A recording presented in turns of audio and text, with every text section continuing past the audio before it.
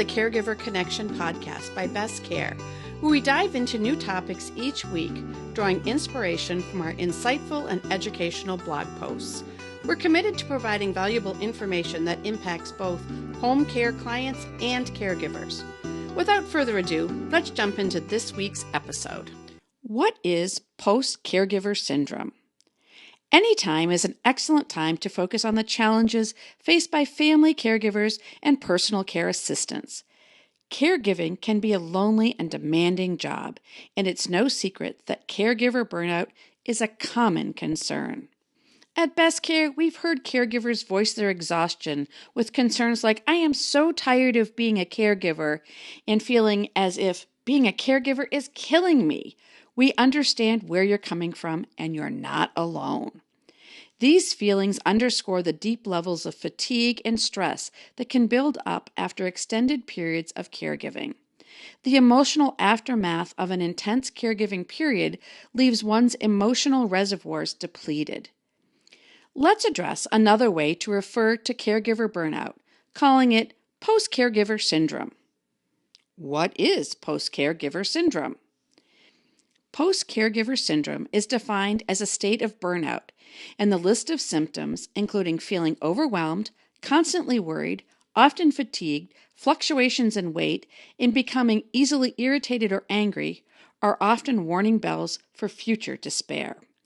Post-caregiver syndrome usually shows up after the caregiving role ends, such as when the loved one passes away, leaving individuals grappling with a mix of complex emotions. There is grief, but also a measure of relief, especially if the person had been suffering. This relief can make the caregiver feel guilty, which only exacerbates the emotions. Caregiver fatigue timeline. All caregivers cycle through feelings of happiness and stress, and it's important to know when you can handle the feelings on your own and when you should seek outside help. Keep in mind that at one point or another, all of us need support, and there's no shame in asking for it. The first stage is thriving.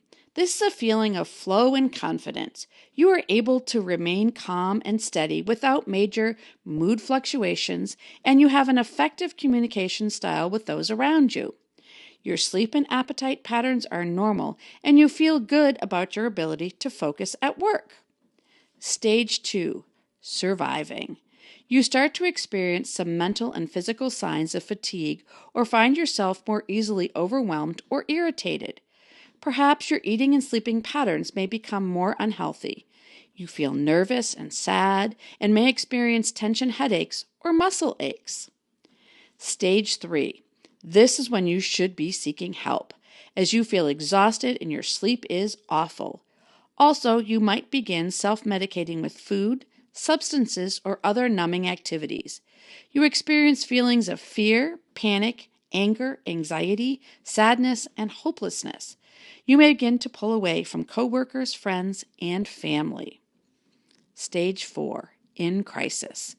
A person in crisis needs to seek help immediately.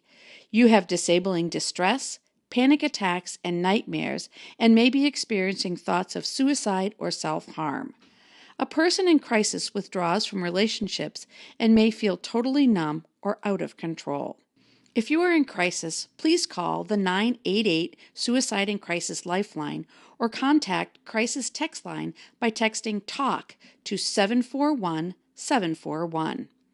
Notice that this cycle often starts with the subtle onset of tiredness and a feeling of being slightly overwhelmed, which can then escalate into severe emotional and physical drain. As caregivers push these feelings aside, focusing instead on the needs of others, their endurance is often mistaken for an inexhaustible supply of energy. However, we never want to see caregivers hit a breaking point, which is why it is important to seek help early. How to find support as a caregiver. It's essential for caregivers to acknowledge their feelings without guilt. Establishing a support network through therapy, support groups, and community resources can be very beneficial for those who feel isolated and alone. It's also important to set boundaries around your time and find outside activities that bring you joy. Remember, you can't take care of a loved one if you are not feeling your best. Caregiver mental health is a huge factor in providing the best home care possible. For your own good and the good of those around you, it's important to take care of yourself first. At Best Care, we work to provide services, resources, and programs to support family caregivers across the state of Minnesota.